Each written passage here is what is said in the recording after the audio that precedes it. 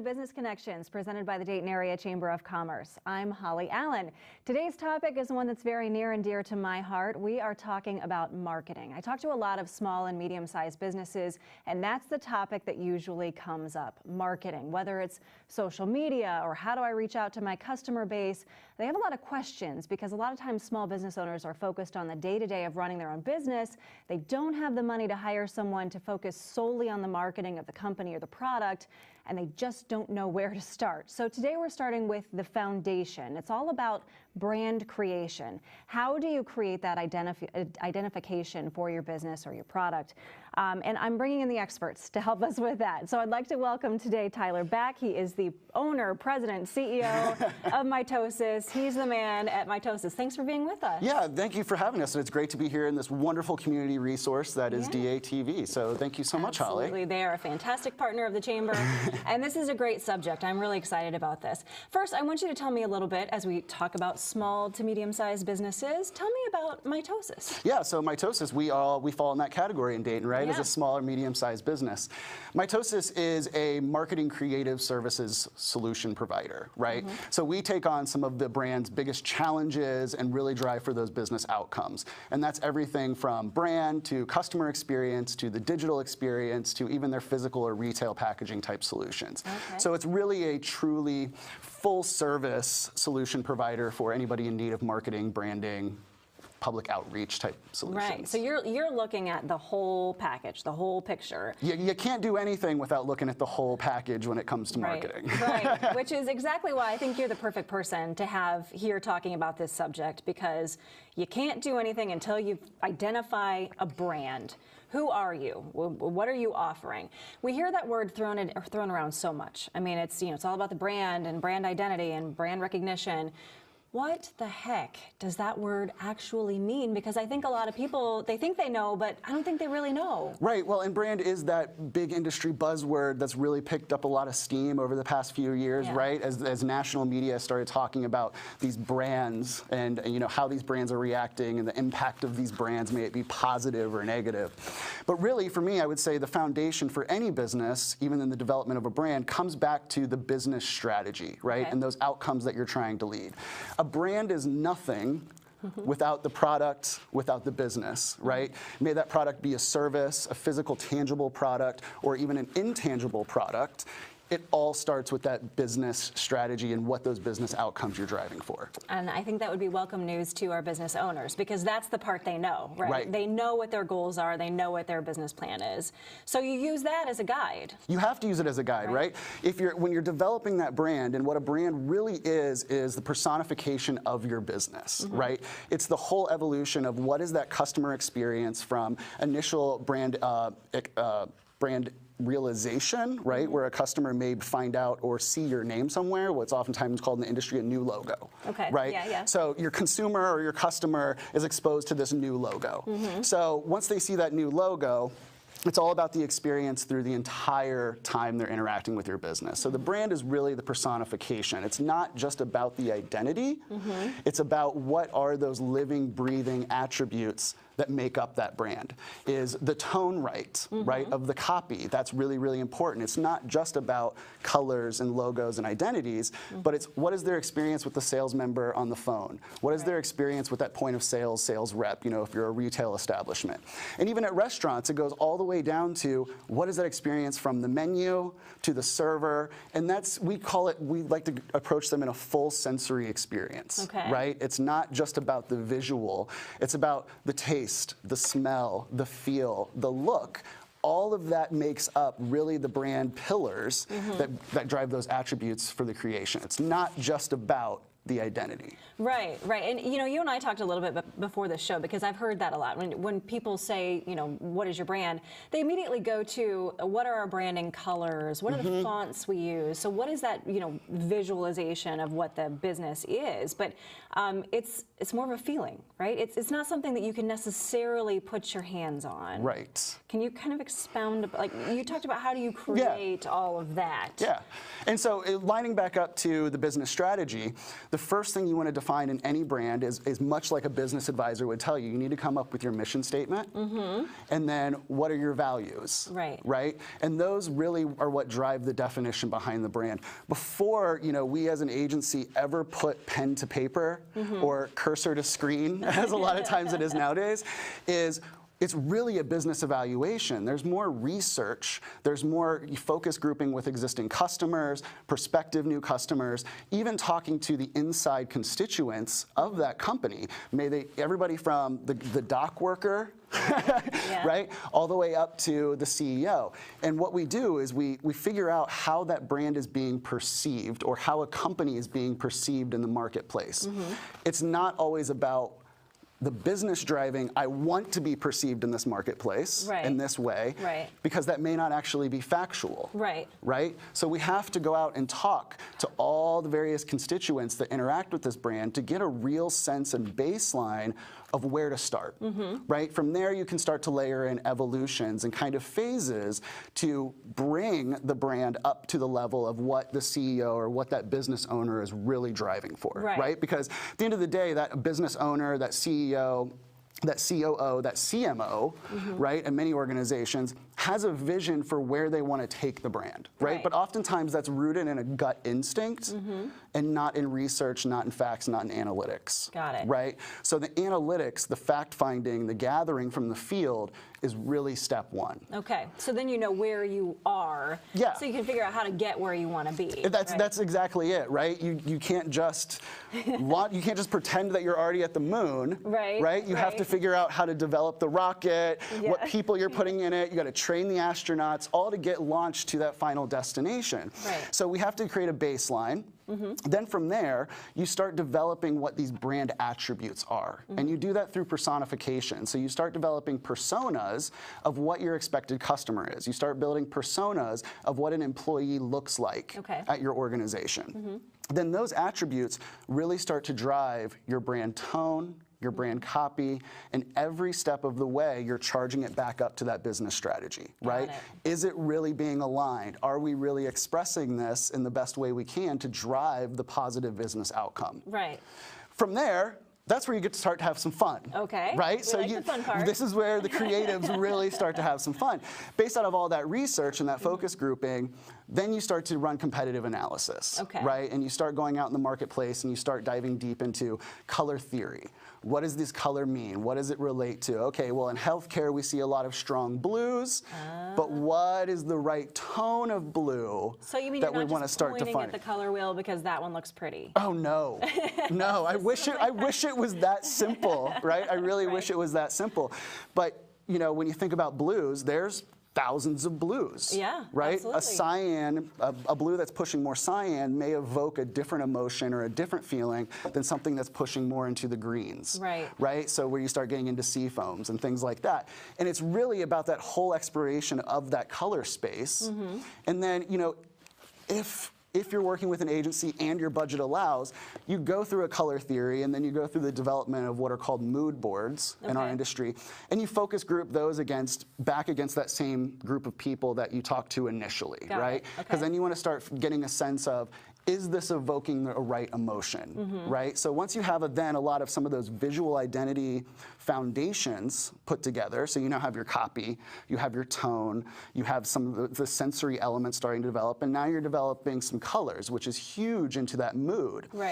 Once you validate those colors, then we can start moving into what business values, the business leaders are really wanting, which is, I want a logo, I want to know what my font is, right? They just want those things. They just want those things, but oftentimes, not oftentimes, but you have to go through all of these steps and move down through this brand funnel to move through it. Oftentimes, a lot of our creative directors and our art directors at Mitosis, we talk a lot about when we're going through this process with business owners, especially medium-sized business owners, we oftentimes feel like psychologists or therapists. for their business. Imagine there's a lot of that going into it. Right, we're spending 4-6 hours with these people, and we try not to always do it in a boardroom or in a conference room. We try to loosen it up a little bit, to turn it to a conversation, to take these leaders out of their leader role and more into a collaborative role. So that's really where we turn into oftentimes therapists and sometimes business advisors. Right, based on all of the exposure that we have cross-industry, we can oftentimes offer recommendations, right? So we know you're experiencing this pain point in this industry, but we've solved this pain point that was happening over here in a competitive industry. You guys have the same problems. We're pretty sure we can apply the same solution to it. And that's how we approach a lot of the brand identity systems as well. You want to create enough separation from your competition that's going to differentiate you, but at the same time, you also have to drive for, is the customer, is the prospective customer going to, when they look at this identity, is our industry going to resonate, right? So, and that's very much different, than a lot of how companies approach this. Sometimes, if you're a holding company, your holding company identity really has no value, right? It doesn't generate any equity. It's your product lines or your other business units that you want to really dive into the brand. And so there's two strategies you can take there, and I know I'm kind of jumping around on this a little bit, Holly, but there's two methodologies you can take to those types of businesses. It's either called a branded house or a house of brands. Got it. Right? So a branded house, and this is the example we use a lot, a branded house is Apple. Right? So they're the umbrella. They're the umbrella, but all of their products, they all have a consistent naming strategy. They have a consistent identity strategy. You look at an iPhone or you look at a MacBook, you know it's an Apple product. Right? A house of brands, Microsoft. Right? When you look at an Xbox, you don't always know that's owned by Microsoft, right? So there's two different strategies you can take there, but again, it all comes back to what is the business objectives and what is your business strategy. So do you ever, and I think I know the answer to this, do you ever start down this path and you have a business leader or a client who says to you, okay, this is where we want to go, and you start doing your research and then you find out, hey, wait a minute, maybe that's not where your customers want you to go. And maybe you have to change your path because now your consumer is leading you in another direction. Do you ever run into that, and what do you do? Absolutely. And so that usually happens right in that research phase, which is why we always run through that phase that we call discovery. Business leaders don't like to hear that. I can imagine they don't. Right? But if it's grounded in analytics, it's grounded in the physical surveys that we've captured, you can't argue with that.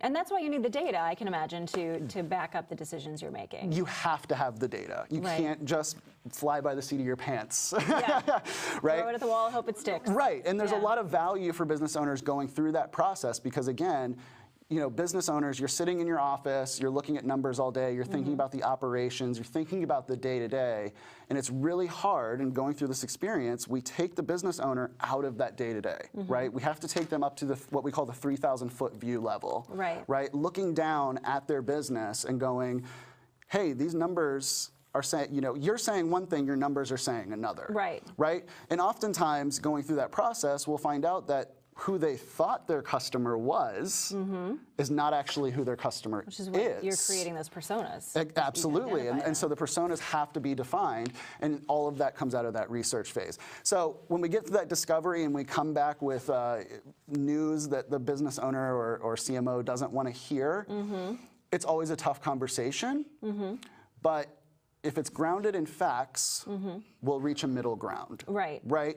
It may change our strategy moving into the visual identity system. We might start thinking about a maturity path for the brand, but then also challenging that business again to look at their business strategy and go, okay, if this is really where you want to be, then you are going to have to make some tough business decisions back up at the top to drive for that outcome. And so we've been through that with quite a few different businesses as well, where we had one client that was trying to go through a renaming strategy. So they were actually exploring changing their company and product's entire name. And they wanted to know what the impact of that would be in the marketplace. Well, come to find out, their customers weren't ready for that. Okay. Right? At all, in any way, shape, or form. Okay. So we put together an evolution strategy where we essentially condensed the name into an acronym. It was a very long company name. And so we found out through our research that all of the customers and their PO systems and their sales systems internally for their customers were already using this acronym. So it became a logical step to go, okay, well, let's not actually rename the entire business. Let's move it into this acronym that they're all already using. That makes sense. It'll feed your need to update your brand and really push your equity a little further, but also align with your changing business landscape. But at the same time, we're not alienating the customers. In fact, we're following a logical evolution of where they were already taking it anyway. I'm going to take that one step further because you're talking about brand evolution. You do all this research, you come up, you identify your brand, and you put all the, these resources into bringing it to life. 10 years down the road, is it okay to take a look at that brand and say, hey, maybe it's not filling our needs? Or do you need to do that along the way? What's the best strategy? I wouldn't even say wait 10 years. Okay, that's a long time. Right? Yeah. Because a rebrand or a repositioning of a mature brand, when we call brands reach an element of maturity, meaning they have enough market saturation, they have enough what we call equity in the marketplace. You use that word, I was going to ask we use that term. What that word. Equity is how customers perceive you already. Okay. Right? So they may be attached to your brand color, they may be attached to your logo, they may be attached to, some of those value attributes. Right, they know you. They know you. If you're doing it right, they feel like they know you. Right. Yeah. You're walking down, we use this example a lot. You're walking down the potato chip aisle, right? You know what a Lay's bag looks like and what that color is. Right, we've seen that game where they flash up a logo and it doesn't have the business name on it. Can you identify it? Most of them you can. They're good-sized brands, If you walk down the potato chip aisle and you're looking for Lay's, but all of a sudden their bag's now bright red, with a different logo, I don't know what that is. You're not going to know what that is, right? So in that example, you would recommend that Lay's definitely keep their yellow. Maybe it gets shifted ever so slightly to contemporize it a little bit based on color theory trends. And you might make some soft updates to an identity. Okay. Right? So you see this a lot. I would encourage users to go out and Google the evolution of the UPS logo. Okay? Interesting. They're one of the oldest, most established brands. Right. But they've had 6 different logos over the course of their entire existence as a company.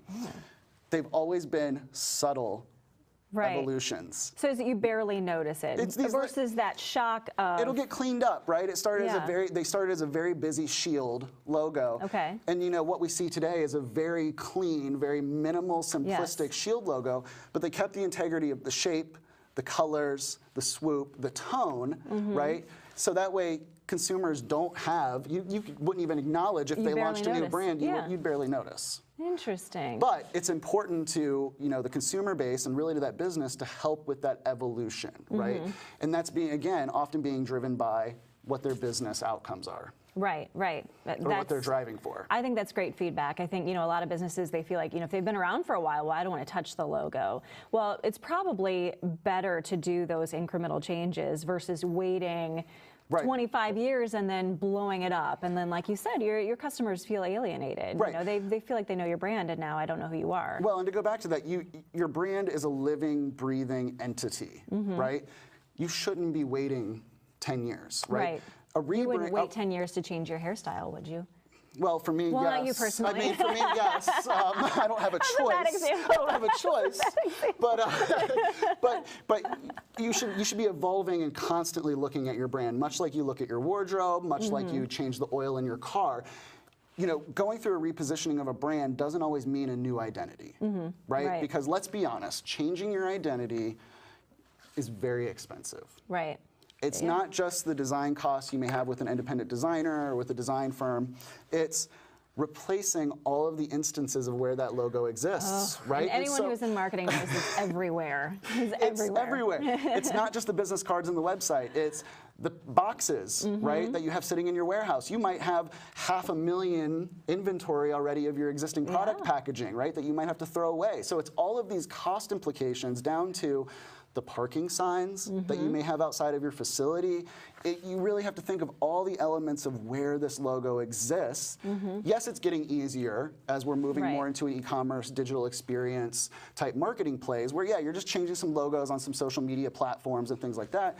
But if you have a physical product or you have a restaurant or you have brick and mortars, let alone multiple of them, your cost implications just for the rollout is massive. And can you speak to, because that rollout is important, you want to commit to it, right? You don't want to, well, I'm going to replace the logos on these things and that I'll get to later. I mean, once you have made that choice, you have to do it, right? You don't want to confuse people. Right. You start devaluing the brand if you take a slow, phased approach to that rollout. Right. Right. You have to, ideally in our world, when we're making these types of recommendations, especially in the retail world, which it gets very expensive in the logistics side of this, is you want to have that brand change overnight. Right? You want to have that press release go out, hey, we just changed our identity, here's our new brand, blah, blah, blah. And then you want the next time that customer enters your store, interacts with you, it's that all-new experience. Right. It's that all-new brand. You don't want to do a slow rollout where you have all of a sudden your employees wearing the right logo to polo, but the product they're buying is still incorrect, or their business cards are still incorrect. You kind of want to do that overnight. So it's a lot of work, it's a lot of planning, it's a lot to go through. But you know, where I was going with this is you can do an evolution of your brand without even touching your identity. It's okay to update your tone. It's okay to change your personas and involve with the marketplace. It's okay to do these incremental changes that don't always necessarily impact the visual outcome of that brand expression. Right? So, because again, a brand is really that full personification of that customer experience, and any business should always be evaluating what that customer experience is and how they can improve it. Make sure they're easy to do business with. Make sure they're driving for their brand values, and those values can change. That tone can change. The phone scripts can change. The products can change. You don't always have to touch the identity. That's good advice. I'm sure that's welcome news to some of our business owners. Yes. They want to do the whole thing all at once. I have a few minutes left, but I do want to touch on the fact that, you know, we're the Chamber of Commerce, so we serve businesses, but brands aren't always just for a business. There is a personal brand that, you know, a lot of people we're seeing more and more. They're creating their own personal brand. Can you speak to that for just a couple of minutes? When is that necessary, and how do you go about that? It's really a personal choice, right? And so especially with small businesses, when we're looking at their company brand, they oftentimes try to align it to them, right? And so I try to have that conversation with them when they're rebranding their business of, is this really about you? Right? I understand that this business is your baby, but is it really about you? And typically it's not. Right? It's a hard question to ask. It is a really hard question to ask, and I understand there's egos at play, and you built this business from the ground up. It's your child. Right? And it carries a lot of the same values and attributes that you have as a person. It mirrors you, but it's not about you, right?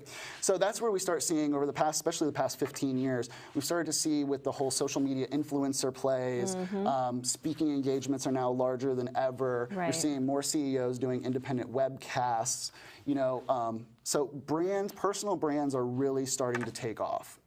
And we do a lot of that work with especially people who are aspiring authors, aspiring brand influencers, or people that want to be the face of their brand, right? So that's where that really, really comes into play. But we also, a lot of times, get a lot of people in the C-suite that are getting ready or being nurtured by other employers. So that's where they'll come and go, hey, yeah, I want to invest some money in developing my personal brand. Because when you're job seeking, especially, just as an individual, you want your resume, your LinkedIn, if your social media, all of that needs to be consistent. You don't have to be a marketer. You don't have to be a sales rep. You could be going for any position, may that be an inventory manager or somebody working the dock at a warehouse. How you're perceived by employers is that personal brand. So you want to be careful with things that you're posting on social media, right? As a whole, which is a whole other topic. But you want to be careful with what you're doing, especially if you're job seeking. Is that tone consistent? Do you have a certain photo style when you're posting on Instagram? You know, we see a lot of that in marketers and sales reps and CEOs, but that also applies to the everyday man, right? So if you can, you know, having your own feel to who you are really helps that extension digitally. Interesting. It's a lot lot of stuff to think about. It's a lot of stuff to think about. You left us with a lot of great feedback, information to get started, and you are a Dayton Area Chamber of Commerce member. Sure. So if anyone wants to reach you, you are in our member directory on our website. What's the Mitosis website? We are at mitosiscreative.com. Got it. All right. Tyler, thank you so much for being with us Thank you so much, today. Holly. I really appreciate your insight. If you want to keep up to date with the business community in the Dayton region, don't forget to follow the Dayton Area Chamber of Commerce on social media. We are on Facebook, LinkedIn, Twitter, and YouTube. And we'll keep you up to date via our e-newsletter. You can sign up for that on our website as well, daytonchamber.org. Thanks so much for being with us today. Stay tuned for a brief message from our President and CEO, Phil Parker. Today's program is directed to those businesses, especially small local companies, that want to better clarify their product or service roles in the buying community. Whether your company provides services or a specific set of manufactured products, it can be hard to identify yourself with all the competition or noise in the marketplace. Branding, as I hope you've discovered or strengthened your understanding through today's program, is way more than just picking a logo or a font or company colors. Yes, it might be part of the branding package, but the real importance of branding your company or products is to create awareness, create a value proposition, create a vision, differentiate yourself from others, or all of the above. We're pleased to have hosted several professionals in the marketing and sales industry today to help you better understand why you should spend your time and resources creating a brand that will help you distinguish your business from others, especially your competition. There are a number of excellent resource people who can help you and our active chamber members right here in our region. We're happy to refer you to today's presenters or others who can help you grow your business. Thank you for watching today's program on the Chamber's Business Connection series.